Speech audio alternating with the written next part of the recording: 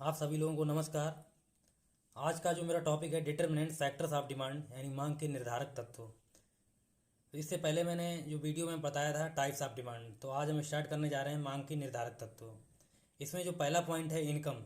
इसका मतलब इसका मतलब ये है कि अगर व्यक्ति की जो इनकम है यदि अधिक होगी तो उसकी परचेजिंग पावर भी अधिक होगी और उसके द्वारा जो वस्तुओं की जो डिमांड है वो भी अधिक होगी।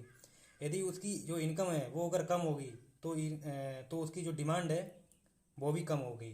तो आय में परिवर्तन होने पर मांग पर तीन बातों का प्रभाव पड़ता है। वो ये है, नंबर एक, यदि इनकम में परिवर्तन होने पर आवश्यक वस्तुओं की मांग पर कम प्रभाव पड़ता है, लेकिन जो आरामदायक व लग्जरी गुड्स हैं यानी विलासिता की जो वस्तुएं हैं उनकी मांग पर ज़्यादा प्रभाव पड़ता है।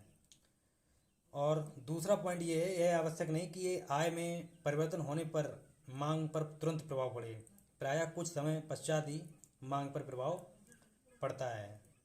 तीसरा पॉइंट ये है कि अगर इनकम में चेंज होने पर उसकी जो मांग पर जो प्रभाव है उपभोक्ता की बचत करने की प्रवृत्ति पर निर्भर करता है। यदि किसी देश में लोगों की बचत करने की प्रवृत्ति अधिक है तो फिर मांग में अधिक वृद्धि नहीं होगी और वे थोड़ी वस्तुएं खरीदेंगे, बचत ही इतनी कर लेंगे। लेकिन इसके अपोजिट में जो उनकी बचत करने की जो प्रवृत्ति है वो अगर कम होगी तो फिर वो डिमांड ज़्यादा करेंगे, तो इस प्रकार उनके मांग में वृद्धि होगी। तो ये रहे इनकम के तीन पॉइंट। तो जिसमें मैंने पहला पॉइंट ये बताया है कि अगर इनकम में परिवर्तन होने पर जो हमारी दैनिक जीवन में जो भी हमारे रोज़मर्रा में जो भी वस्तुएं काम आती हैं उनकी डिमांड पर कम प्रभाव पड़ता है, लेकिन जो बताया मैंने महंगी वस्तुएं हैं, लग्जरी गुड्स हैं, विलासिता की जो वस्तुएं हैं उन पर ज़्यादा प्रभाव पड़ता है। सेकंड पॉइंट है डिस्ट्रीब्यूशन ऑफ वेल्थ। इसका मतलब ये है, यदि धन देश में जो धन का जो वितरण अगर समान नहीं है तो कुछ लोग क्या है धनी हैं और लेकिन ज़्यादा संख्या में क्या है गरीब हैं, तो धनी व्यक्ति की जो महंगी वस्तुएं हैं वो अधिक मात्रा में खरीद लेंगे। जो पैसे वाले लोग होंगे तो उन वस्तुओं की क्या होगी, मांग बढ़ेगी। यदि धन का वितरण अधिक न्याययुक्त तथा समान किया जाएगा तो फिर क्या होगा, अनिवार्य और आरामदायक वस्तुओं की भी मांग बढ़ेगी। तीसरा पॉइंट आता है कंज्यूमर्स प्रेफरेंस। इसका मतलब क्या है, इसका मतलब ये है कि जो कंज्यूमर हैं उनकी जो इंटरेस्ट है, उनका फैशन है, उनकी हैबिट है, उनके जो रीति रिवाज हैं, प्रथाएं हैं, का प्रभाव क्या है डिमांड पर पड़ता है। जैसे टाई पेंट का प्रचलन होने से हमारे देश में उनकी मांग बढ़ रही है। जो अभी इंग्लिश मीडियम के नए स्कूल खुल रहे हैं तो उनमें क्या है कमीज टाई और न्यू यूनिफॉर्म की मतलब काफ़ी डिमांड बढ़ रही है। और इसी प्रकार अगर हम बात करें जो कपड़े होते हैं वो अब लोग सिलवाने के बजाय सिले सिलाए यानी रेडीमेड कपड़े ज़्यादा पहन रहे हैं क्योंकि उनका फैशन चल रहा है तो उनकी डिमांड बढ़ रही है। और अगर हम लेडीज में बात करें तो वो साड़ी की बजाय वो कुर्ते पैजामे का रिवाज होने पर उनकी भी डिमांड बढ़ रही है।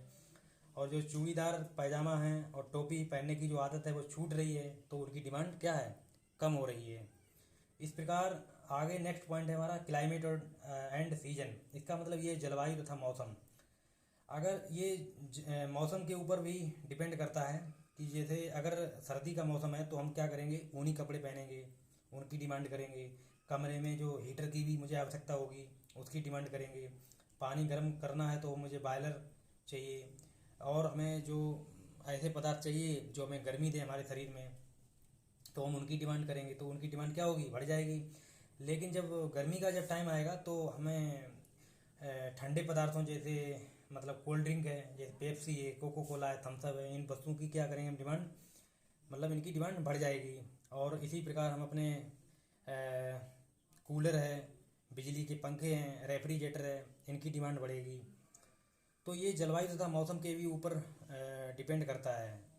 इसके बाद में है आपका change in the state of trade. ये है पांचवा पॉइंट। इसमें क्या है, अगर तेज़ी आती है, तेज़ी के समय क्या होता है, इकोनॉमिक एक्टिविटीज़ हैं जो और जो एम्प्लॉयमेंट है, एक्चुअल इनकम है, उनमें क्या होती है, इंक्रीज होती है।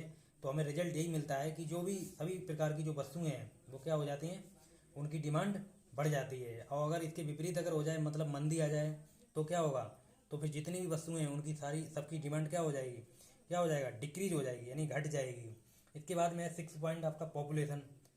पॉपुलेशन का मतलब ये है अगर जनसंख्या में तेज़ी से वृद्धि हो जाए या एकदम विस्फोट हो जाए या बहुत तेज़ गति से बढ़ने लगे तो क्या होगा, हमारी जो भी वस्तुओं की जो डिमांड है वो क्या होगा, इंक्रीज होने लगेगी। और अगर ऐसा नहीं होता है तो फिर उनकी मांग उतनी तेज़ गति से नहीं बढ़ेगी। इसके बाद में 7 जो नंबर का पॉइंट है वो ये है, प्राइस ऑफ कमोडिटी। अगर किसी भी वस्तु की अगर कीमत बढ़ जाए तो फिर उसकी जो डिमांड क्या होगी, डिक्रीज हो जाएगी, मतलब कम हो जाएगी। अगर किसी वस्तु की जो कीमत है अगर वो कम हो जाए तो उसकी मांग क्या होगी, बढ़ जाएगी। इसके बाद में क्या है, expectation of change in future price. यदि भविष्य में कुछ वस्तुओं की जो कीमत है उनमें वृद्धि होने की क्या होती है, आशा होती है कि भविष्य में इसकी कीमत बढ़ेंगे, चाहे वो खाने वाले पदार्थ हों, चाहे वो स्टोर करने वाले पदार्थ हों, चाहे वो हमारे दैनिक जीवन में यूज करने वाले पदार्थ हों, चाहे वो हम भविष्य में हमें ये आशा होने लगती है कि इसके आगे कीमत जो है बढ़ेगी, तो हम उसको क्या करते हैं, पहले से ही खरीद लेते हैं। और तो फिर क्या होगा, तो फिर उनकी मांग बढ़ जाएगी। और इसके विपरीत यदि कीमत कम होने पर क्या होती है, उम्मीद कि उसकी मांग घट जाएगी। अब जो सब्स्टिट्यूट गुड्स हैं, कम्प्लीमेंट्री गुड्स हैं, मतलब जो change in price of substitute goods and complementary goods, इसका मतलब ये है कि जो सब्स्टिट्यूट गुड्स का मतलब ये होता है कि ऐसी वस्तुएं जिनका एक दूसरे के बदले में प्रयोग किया जाता है। जैसे चाय और कॉफ़ी है, तो चाय की अगर कीमत बढ़ेगी तो फिर क्या होगा, तो फिर लोग कॉफ़ी पीना पसंद करेंगे। और अगर कॉफ़ी की अगर कीमत बढ़ेगी तो फिर क्या करेंगे लोग, तो फिर चाय पीना पसंद करेंगे। एक दूसरे की जगह पर हम इनका प्रयोग करते हैं। इसके बाद में है, इसी में है दूसरा पॉइंट है जो कम्प्लीमेंट्री गुड्स है। कम्प्लीमेंट्री गुड्स एक दूसरे के क्या होते हैं, पूरक होते हैं, मतलब एक के बिना दूसरे का काम नहीं चलता है। जैसे और इसमें क्या होता है, अगर जैसे कार और पेट्रोल है, अगर कार की कीमत अगर इंक्रीज हो जाए, बहुत ज़्यादा हो जाए, तो फिर क्या होगा, पेट्रोल की डिमांड कम हो जाएगी। और अगर उसकी प्राइस कम हो जाए, उसकी क्या नाम कार की, तो फिर उसकी पेट्रोल की डिमांड क्या होगी, बढ़ जाएगी। तो इसमें डाउनवर्ड स्लोपिंग आता है। और ये दोनों substitute goods and complementary goods दोनों रिलेटेड गुड्स हैं, ये क्रॉस डिमांड के। इसके बाद में जो हमारा नेक्स्ट पॉइंट है, यूटिलिटी ऑफ गुड्स। इसका मतलब क्या है, इसका मतलब ये है कि जो मनुष्य की जो आवश्यकता है या जो उसकी ऐसी वस्तु जिससे उसको अधिक उपयोगिता अगर मिलती है तो फिर व्यक्ति उसकी ज़्यादा डिमांड करेगा। और जिससे उपयोगिता यानी यूटिलिटी कम मिलेगी तो उसकी डिमांड उतनी नहीं करेगा। धन्यवाद। आज